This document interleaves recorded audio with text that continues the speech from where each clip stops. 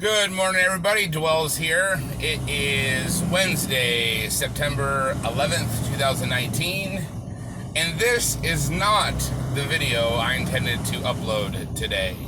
Last night, I worked for about 2 hours on a trucking video, some footage that I recorded last week Friday, and got it pretty much all done.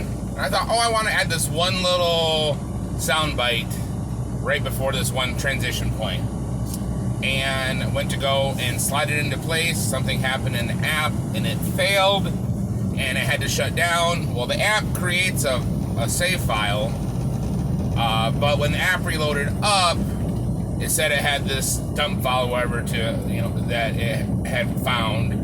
Well, I thought it automatically saved it. I didn't realize that the window it had popped up was asking me to give the file it wanted to save a name. And I closed that dialog box and lost the file. So the 2 hours I put into that video went down the drain.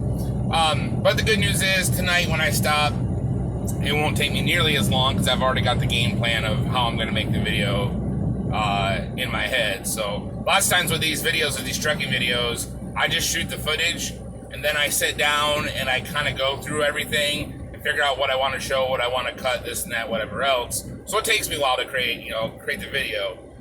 But once I already got this down now, it shouldn't take me nearly as long to get it all done because I've already got, it laid out in my head.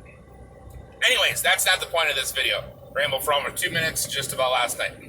The point of this video is today, the date. And what is today? Today is September 11th. What happened 18 years ago today, September 11th, 2001? That's what I want to talk about. Remembering 9/11, where we see this all over the place, hashtag don't forget, or we won't forget, or whatever. Where was I at on that day? Lots of people can tell you exactly where they were at and what they were doing on September 11th, 2001.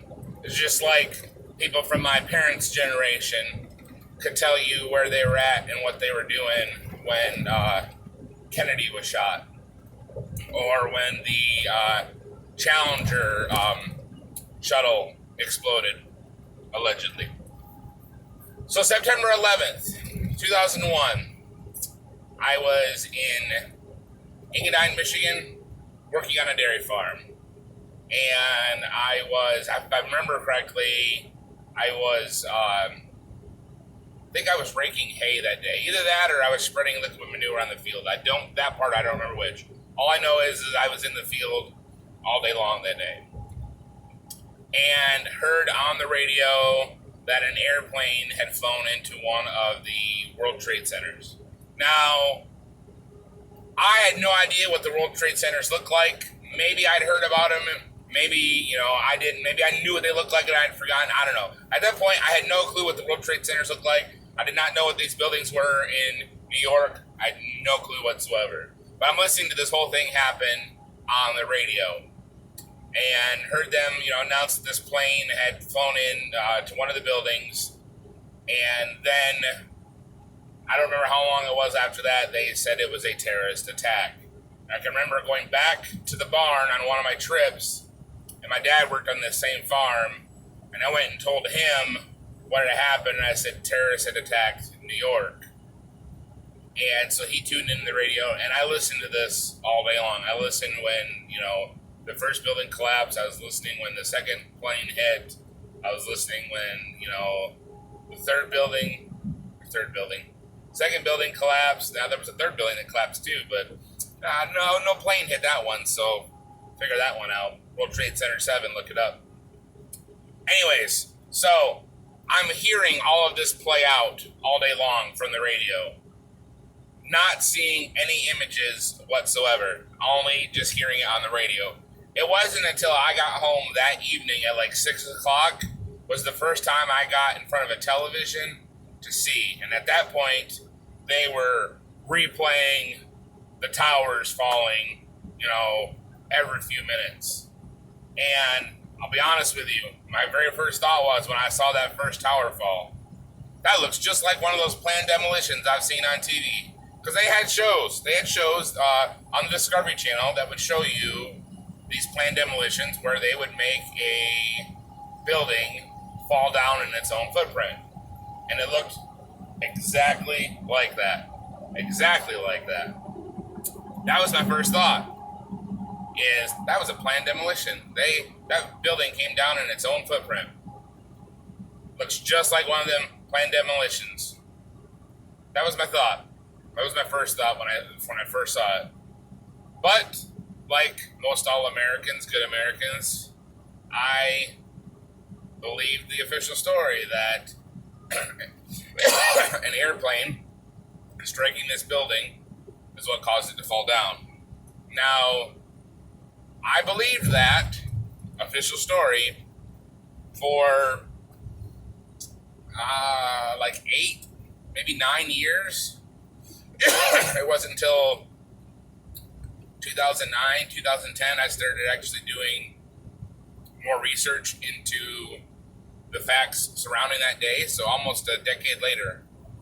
And I've come to the conclusion now, based on the evidence that's been presented, that it was, in fact, what my eyes showed me, what I saw with my own eyes, it was, in fact, a planned demolition. That those airplanes did not cause those buildings to collapse. Those airplanes could not have caused those buildings to collapse.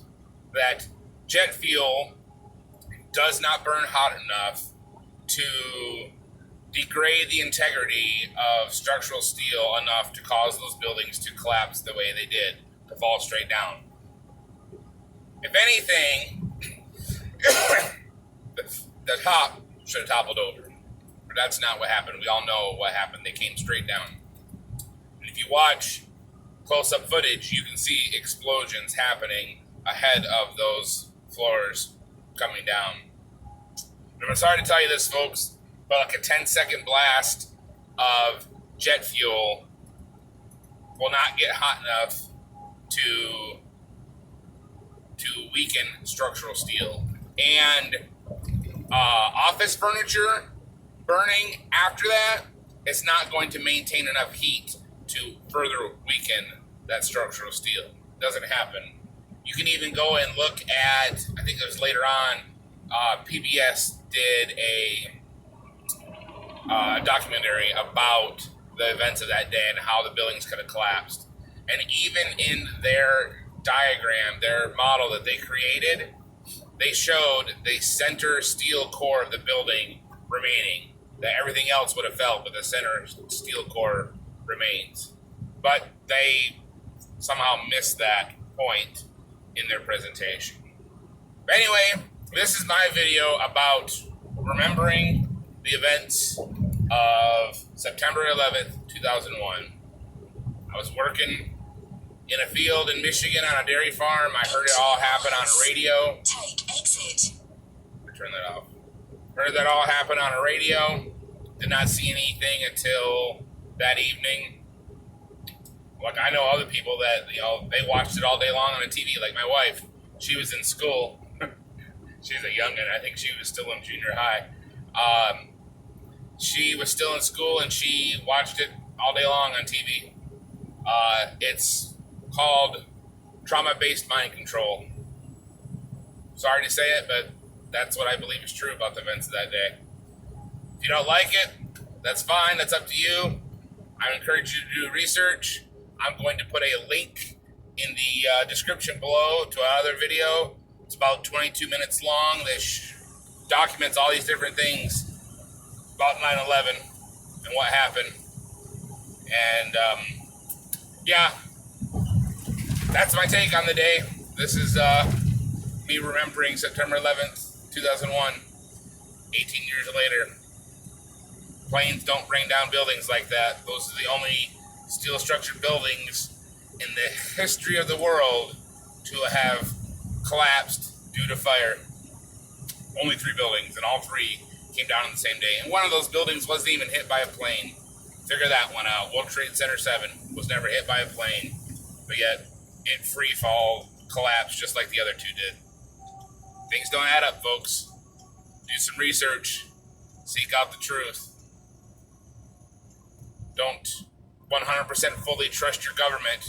If you think your government's never going to lie to you, I would say that you've drink a lot of fluoride water. So, yeah, there's another tidbit of truth for you right there. Okay, Dwell's out.